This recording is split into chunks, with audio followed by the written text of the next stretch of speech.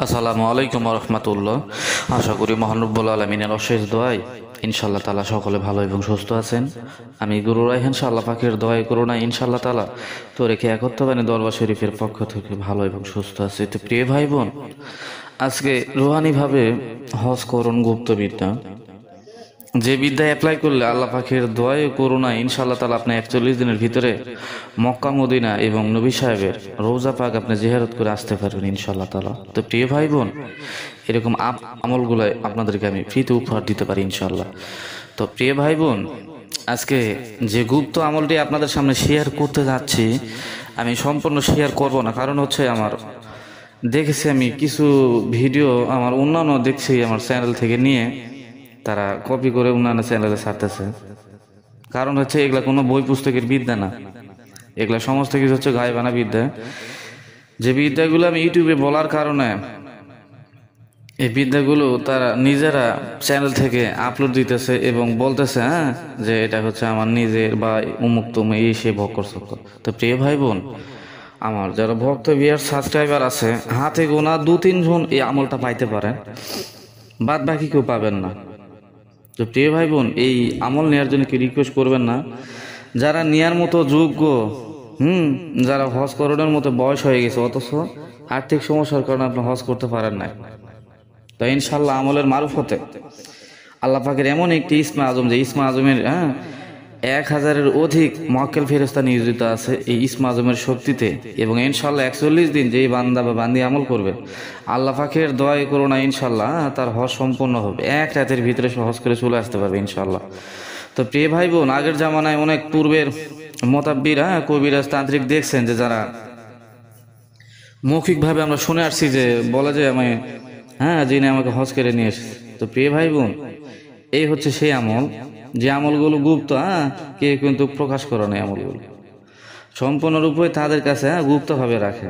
তো প্রিয় ভাই বোন, আপনাদেরকে আমি এই জিনিসটা যে কি পড়তে হবে, কতবার পড়তে হবে এতটুকু প্রকাশ করলাম না, কিন্তু আমলটি করতে হবে আমাকে টোটাল 41 দিন। তো ইনশাল্লাহ শেষের দিন আপনি যখন সাদা লেবাস, পাগড়ি, পাঞ্জাবি, শুলে ভালো আতর ব্যবহার করবেন এবং পাক পবিত্র শরীর করে আপনি ঘরটা একবারে পাক পবিত্র করবেন, আগরবাতি আপনি দিয়ে ঘরটা সুবাসিত করবেন ইনশাল্লাহ। আপনি শেষ রাতে দেখবেন আল্লাহ পাকের দোয়া করো নাই ইনশাল্লাহ আপনাকে একবার মক্কা থেকে মদিনা ইনশাল্লাহ নিয়ে চলে যাবে এবং আপনার হজ শেষ করে আপনাকে আপনার স্থানে পৌঁছায় দিয়ে যাবে।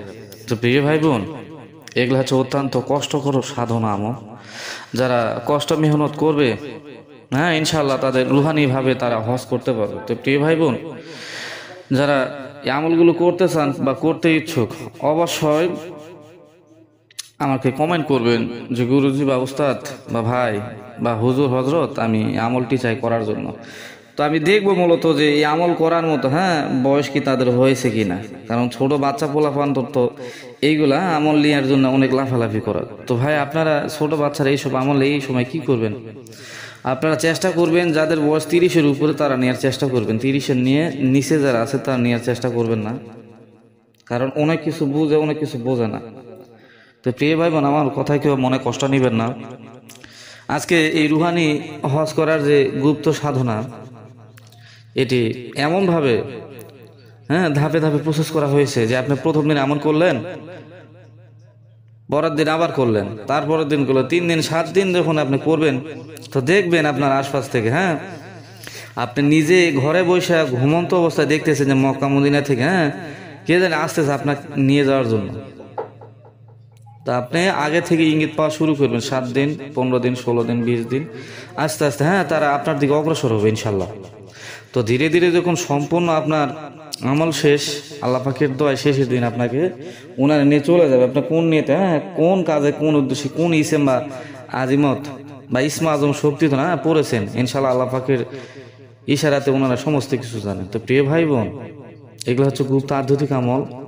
আমলটি যারা বয়স হয়েছেন, বৃদ্ধ বয়স হয়ে গেছে, যে আর্থিকভাবে অনেক অভাব অনটন বা সংকট আছেন, হজ করার মতো কোনো পয়সা পাতি নেই, তারা যদি এই ধরনের আমল করতে চান ইনশাল্লাহ করতে পারবেন। আল্লাহ পাক আপনার এই রুহানি হজকেও আল্লাহর আরশ আজিমে যেন কবুল করে নেয়, আমি মন থেকে সকলের জন্য দোয়া করবো। তো প্রিয় ভাই বোন, সামনে আরো কোনো নিত্য নতুন আমলে আপনাদের সামনে উপস্থিত হব। সকলে ভালো থাকবেন, সুস্থ থাকবেন। আসসালামু আলাইকুম রহমতুল্লাহ।